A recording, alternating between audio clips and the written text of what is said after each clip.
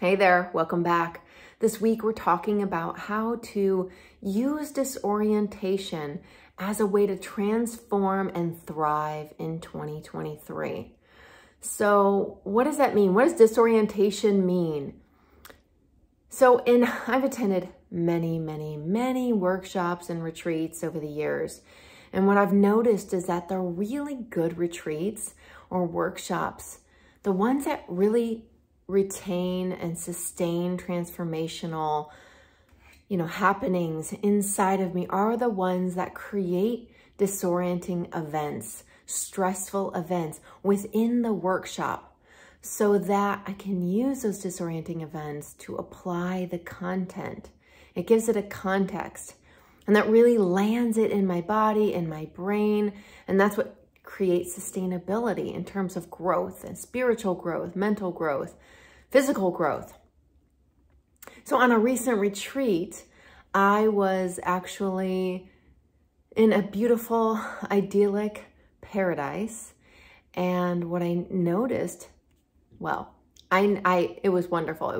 It was almost perfect, right? I was in paradise and the retreat was so beautiful and peaceful.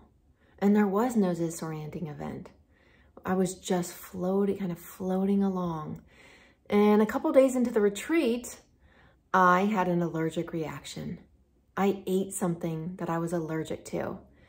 And in the past, when this has happened, and certainly when I first realized that I was having an allergic reaction, I was in a panic because the symptoms, the side effects are such that I feel like I can't control my reaction, and it has an impact on who I'm being in the world and how I behave. And certainly my concern was that it was gonna impact how I received the retreat, what I learned, what I gained from it. So there was a moment, many moments, several moments where I was in a panic, where I was so stressed and felt overwhelmed and consumed by this because it's not reversible. It's one of those things where I just kind of have to wait it out. And so this seemed to be the story that was getting created, right? The racket that was running, I'm not enough, I ate this food, I'm having this terrible reaction, I'm not gonna get what I've needed out of this retreat, and I've been signed up for this retreat for 3 years, right? And it's finally here, and I messed it up. So it took a minute, and the place I ended up in, because I actually couldn't do anything about it. There wasn't anything I could do. And so all I was able to do was really just accept that this was the place that I was in. I ate this food, I was having this reaction. Whatever happened after that in the next moment, in the days to follow for the entire rest of the 7-day retreat, I couldn't control that. So I had to just accept it. And through that acceptance, I really just had this feeling of just opening my arms and embracing whatever was next. Now, I'm not saying that this is easy to embrace, whatever the shit show is that's about to ensue in your life, okay? And I'm not saying it was for me either. And I did that through really committing. I stopped. I accepted that there wasn't anything that I could control. And so instead, I opened my arms to embrace it.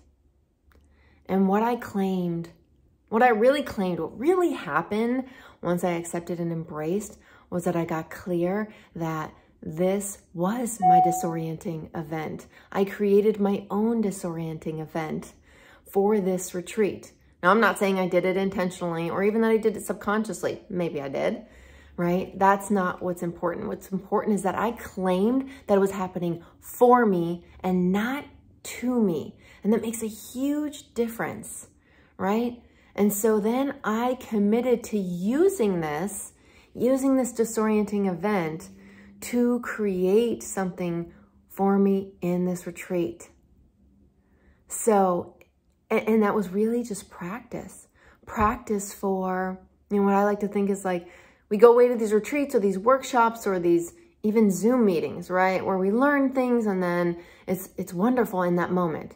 And then we go back home, or we get off the Zoom call and we're yelling at the dog, or, you know, having a tantrum about something else. So I really, really claimed and committed to utilizing this as a tool for me in the retreat, so that when I go outside of this wonderful, idyllic retreat, I can use it in real life.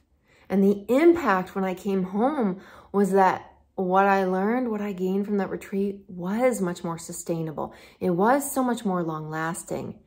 It was so powerful that everything that happened after that, when I came home, when I left paradise and came back to chaotic reality, I was so much more able to handle it. I was so much more empowered. And that has lasted me. And that's what I'm wanting for you, is for you to really embrace these disorienting events from 2023 that will happen. They will come. It's inevitable. So just really stop and accept them, embrace them, and claim them as something for you, and commit to integrating them in your life. So here's the challenge for this week. I want you to claim 2023, claim any disorienting events in 2023 as happening for you, and commit, really commit to integrating them into your life so that you can powerfully move forward into the rest of your year and years to come. That's my challenge to you. Commit this year, commit the entire year to claiming those disorienting events as happening for you. And really, actually, I want you to start making a list of what the disorienting events are and what comes from them. That may not come in the moment. It may come weeks later, or even months later, but it starts from claiming and making this list. Really commit to that. That's my challenge for you. Have an amazing week, and I'll see you back here next week. Lots of love. And don't forget to subscribe to my channel below. Bye.